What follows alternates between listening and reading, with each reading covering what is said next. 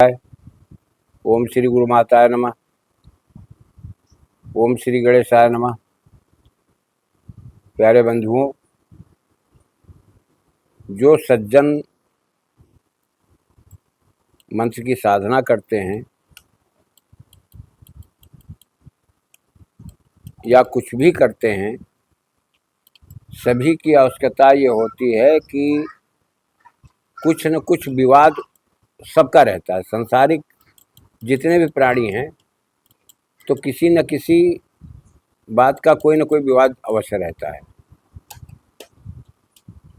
और कोर्ट कचहरी के चक्कर लगाने पड़ते हैं। तो आज विचार पहले कुछ और था, लेकिन वो विधान थोड़े से बड़े होते हैं। जो हम लोगों के विधान हैं बड़े होते हैं कि जिनको नित्य क्रिया में हम लोग चलाते हैं।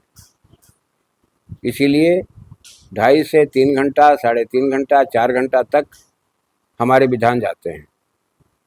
जब नियम से चलेंगे तो समय नहीं देखते हैं। फिर हमको पूर्ण करना है तो पूर्ण करना है, इस प्रक्रिया को लेकर के हम चलते हैं।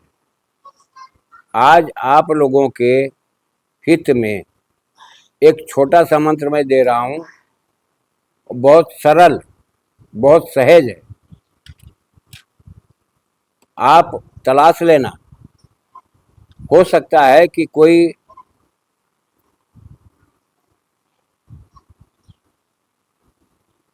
राजस्थान का भी आदमी तुमको ये मंत्र बता सकता है। मथुरा वृंदावन के रहने वाले भी लोग जो योग्य हैं उनके पास होगा, और कुछ गुजरात साइड में भी ये मंत्र कुछ लोगों के पास होगा। लेकिन अभी तक आपने, मैं दावे के साथ कहता हूँ, ये मंत्र आपको यूट्यूब पर नहीं मिला होगा। आज मैं तुम्हें पहले विधान बताया दे रहा हूँ। ये सर्व कामना पूरक इसलिए कहा गया है, इसलिए कि जब आप किसी काम से जाते हो और बार बार लौट के घर आ जाते हो खाली हाथ, काम तुम्हारे नहीं होते हैं। इस तरह के कार्य, सभी कार्य तुम्हारे पूर्ण हो जाएंगे, दावे के साथ पूर्ण होंगे। मैं अपने वीडियो में जब ठोक करके कोई बात बोलता हूं तो उसमें कुछ वजह होती है।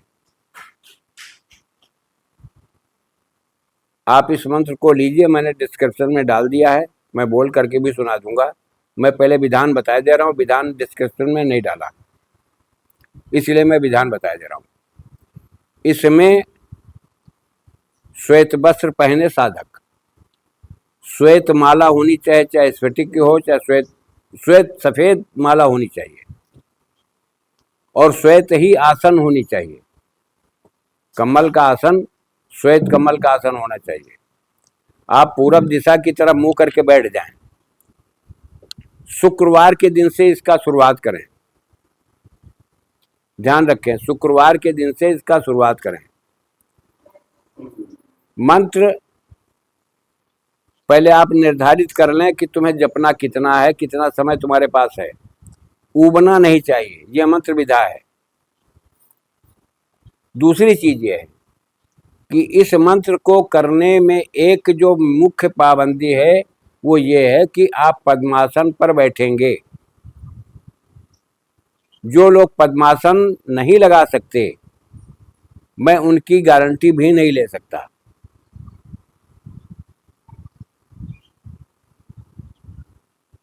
तो ध्यान देना इस बात का। श्वेत वस्त्र होने चाहिए, श्वेत माला होनी चाहिए, श्वेत आसन होना चाहिए, और जहां तक हो सके तो इस मंत्र के जाप 11 दिन का मात्र अनुष्ठान है। 11 दिन के अनुष्ठान में ज़्यादा तली भुनी चीज़ों का इस्तेमाल नहीं करना। अगर तुम्हारे घर में श्री कृष्ण जी का फोटो है, उनके सामने बैठकर करना, या किसी देवी देवता का फोटो है उसके सामने बैठकर कर लेना। पद्मासन में रहना, कम से कम 11 माला आप अवश्य करेंगे, बिल्कुल छोटा मंत्र है, कोई दिक्कत नहीं होगी। दूसरी चीज ये है कि इस मंत्र का प्रभाव 11 दिन पूर्ण होने पर या तो आप इसका हवन खीर से करो, गाढ़ी गाढ़ी खीर बना लो, या पंचमेवा से करो, या फिर खोया, दूध का खोया जो होता है उसको ला करके उसमें चीनी मिला करके उससे हवन कर दो। बिल्कुल सहज है, सरल है। इसका प्रभाव इतना रहेगा कि जिस अधिकारी के सामने खड़े हो जाओगे, इस मंत्र का साधक जिस अधिकारी के सामने खड़ा हो जाएगा, एक बार अधिकारी अगर चेहरे को देख लिया तो बात मानने के लिए विवश हो जाएगा वो। प्रक्रिया इसमें क्या करनी पड़ती है, 11 दिन जब पूर्ण हो जाए तो छोटे छोटे बच्चों को भोजन करा दीजिए, 2, 4, 5 जो भी तुमसे हो सके, 2, 4 कन्याओं को भोजन करा दीजिए। आखिरी पाबंदी यही है। अब तुम्हारा मंत्र जागृत हो गया, सिद्ध हो गया। अब आप अपने कुछ भी कपड़े पहने, लेकिन ज़्यादातर इस मंत्र के साधक को श्वेत वस्त्र ही धारण करने चाहिए। श्वेत वस्त्र धारण करने वाले आपने देखा होगा कि जितने मंच पर खड़े होकर बोलने वाले लोग होते हैं उनके अधिकतर वस्त्र श्वेत ही होते हैं।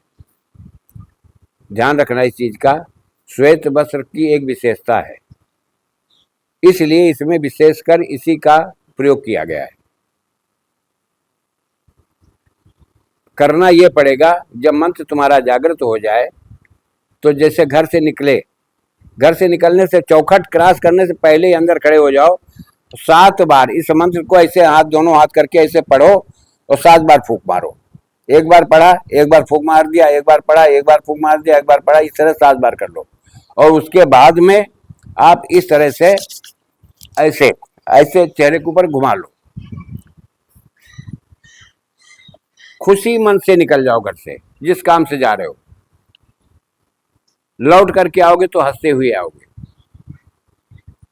निराशा का मुंह नहीं देखना पड़ेगा आप लोगों को। और मंत्र बहुत विशेष है, साधारण कहने में देखिए कितना सरल। कोदर तपसी राम सुख पीथल मोती हीर, कोदर तपसी राम सुख पीथल मोती हीर, भोप दीप सुख श्याम जी भिक्षु शिष्य बड़वीर। यह मंत्र है और इस मंत्र की विशेषता बड़ी अच्छी है, आप लोग करोगे तो समझोगे। कोर्ट हो, कचहरी हो, कहीं दूर सर्विस के लिए फॉर्म भरना है, सर्विस के लिए एग्जाम में जाना है, कंपटीशन में बैठना है, तुम इसको करो। जो बच्चे शिक्षित हो रहे हैं, जो स्टूडेंट लाइफ के हैं, कंपटीशन में बैठने जा रहे हैं, उन बच्चों को तो अवश्य ये मंत्र करना चाहिए। देखिए, मेरी जो कामना रहती है कि हमारी नवयुवा पीढ़ी का भविष्य उज्जवलमय हो, हमारे सभी बच्चे आगे बढ़ें, सभी गृहस्थ प्राणियों के जितने बच्चे हैं सब आगे बढ़ें, किसी को संकटों का सामना न करना पड़े, किसी को दूसरे का चेहरा न देखना पड़े, किसी को दूसरे के सामने हाथ न पसारना पड़े, फैलाना न पड़े। इसको करो, तुम्हें लाभ होगा, 100% लाभ होगा। अगर ईमानदारी से जो मैंने तरीका बताया वो तुम करो, नहीं होगा तो हमको फोन कर लेना, हमारा फोन वीडियो में पड़ा हुआ है 9936044087। इसी के साथ मैं अपनी वाणी को विराम देता हूं। जय राष्ट्र, जय भारत, वंदे मातरम।